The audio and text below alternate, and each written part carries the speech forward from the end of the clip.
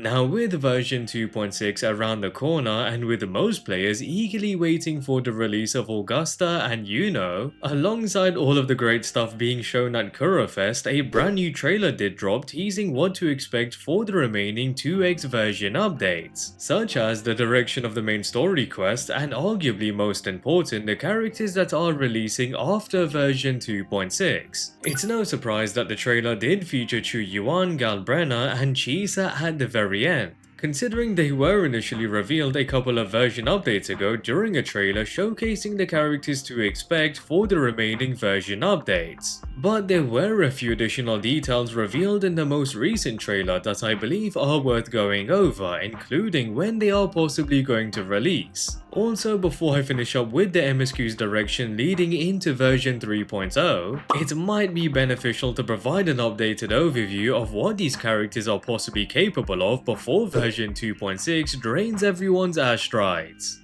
Before anything, I do still have a lot of codes to give away that will provide some astrides to possibly help with the upcoming banners. So to be selected to receive a code, just comment down your favorite WuWa character and I'll reply asking for your Discord. But as usual, I will be prioritizing those that I can see are subscribed, and as always, do drop a like if you are interested in more WutheringWaves content and if you enjoyed the video. Now it is pretty clear to see that version 2.6 and 2.7 are going to feature the finale of Rinascita's story, judging from the story quest titles that were revealed and especially considering we do see Augusta preparing for war, alongside pretty much every character that we have met since setting foot in Rinascita joining in the final battle, which is a bit reminiscent of Act 6 in Jinzhou where a handful of characters did join in, but this time round it will be on a much more grand scale. Now amongst the final acts, we will finally be seeing Qiuyuan and Galbrena introduced into the story, which immediately hints at the fact they will be the featured limited 5 stars after Augusta and Iuno. Although I do expect most players could have guessed that when comparing their designs with Chisa's, since it's pretty obvious to see Chisa is from a completely new region and will be the one to possibly lead us after wrapping up in Rinascita. Now with that said, and for those that are in particular prioritizing either Galbrena or Qiuyuan more than others, you may want to be a bit more reserved with your pulls in version 2.6 and ensure you do have enough for the version update after, especially since these characters are dropping after Augusta and Iuno, which in specific are looking to hold incredible value. Regarding the capabilities of our potential 2.7 characters, there is a bit more certainty with the value Galbrena holds, as without a doubt she is going to be a fusion pistol 5-star character. Ever since her initial reveal, there has been a lot of speculation and hype surrounding her, given she is going to be a blue flame fusion character and her design does share some similarities with Yang, specifically the blue and black color choice and the fact there are feathers incorporated in the designs of both characters, which led to the belief Galbrena could be an alternate version of Yang, but up until now there hasn't been any hints towards that being true. Regardless, her design does look incredible and does seem to have an aggressive demeanor similar to Fleur-de-Lis, which I do personally find great. But more importantly would be that the new trailer did reveal she may possibly have a transformation mechanic via deliberation. Either that or it will be another ability within her kit that allows her to extend a short dark wing on one side and a larger wing of blue flames on the other side,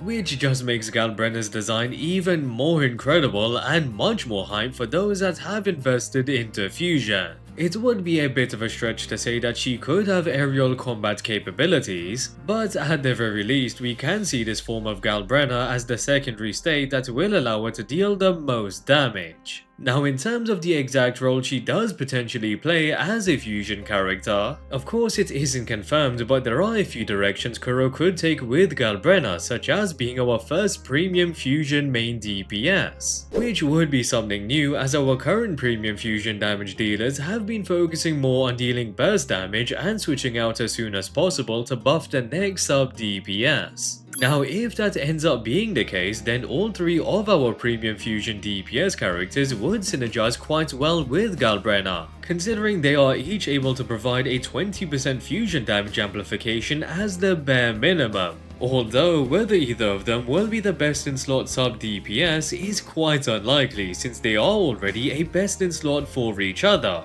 which does hint at the fact Galbrena could deal fusion and heavy attack damage since every damage type is already covered in mono fusion aside from heavy attack damage.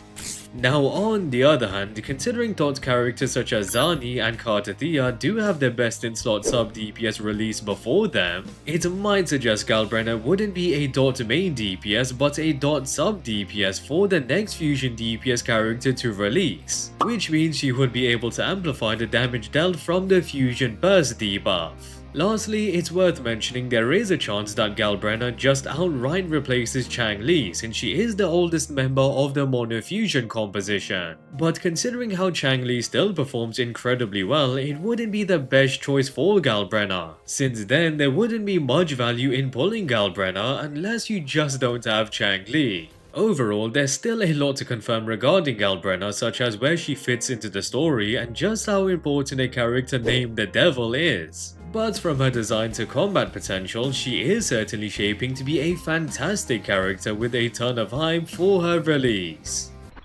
As for the lone wayfaring swordsman himself, more than ever Qiuyuan is shrouded in a lot of mystery since initially from his design it was believed he would be an aero character with supportive capabilities. But now it seems like Iuno will be the sub DPS with supportive capabilities since she has been revealed to be an aero character. So with that, it does leave his role and attribute open to a few possibilities, such as being a new Glacio DPS that is focused more on dealing burst AoE damage opposed to Carlotta's hypercarry cleave playstyle. But I do have my doubts with this possibility due to his design, and since I do expect another certain character to be a Glacio DPS instead. So then that does lead to Qiuyuan possibly being the long-awaited best in slot Spectra sub DPS for Jinchi, and especially since he seems to be from Jinzhou. Or perhaps there is a chance that he is the best in slot sub DPS for Augusta, since we do already know from WutheringWaves that she will deal electro damage and heavy attack damage. So given there isn't an electro character that is capable of amplifying both damage types, it does mean there is a possibility Augusta sub DPS will be releasing in the following version update. So of course, depending on the characters you do own, Qiuyuan isn't exactly going to be as universal as some of us may have initially thought, but he will definitely provide solid value potentially still as a sub DPS and likely will deal great damage.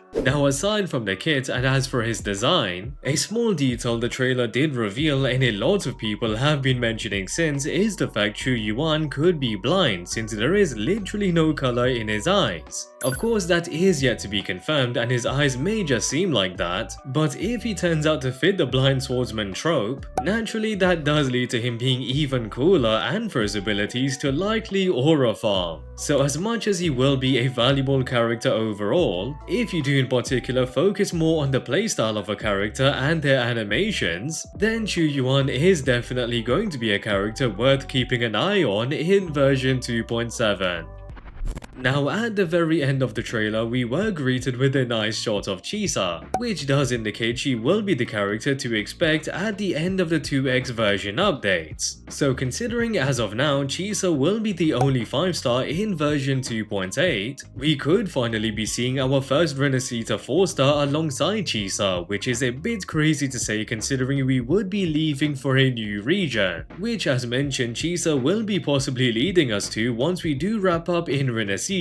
Now in regards to Chisa herself and the role she will play, currently it's fair to expect if not Qiuyuan then Chisa will definitely be the Glacio Burst DPS. Considering Carlotta in terms of attributes is the oldest meta character to release, which then makes more sense for a new Glacio DPS to release more than anything. If not Glacio, then the only other attribute that would be fitting is Havoc, which may then lead to her being in a similar situation to Galbrena and would be either a Havoc main DPS or sub DPS that revolves around the Havoc Bane mechanic. Either way, she still will be one hell of a damage dealer for two specific reasons, and one of course would be due to the competition she faces. The second reason would be that Chisa is definitely going to be a massive bait for the characters that drop in the new region and in version 3.0, since we can definitely expect for those characters to introduce new mechanics and have incredible kits similar to the characters that released in version 2.0. So as great as Chisa does look design-wise, and especially since she does stand out quite a bit from the regular character designs we have received so far, it might be better to just prioritize those that do release in the following update, or at least ensure you do have enough after picking up Chisa.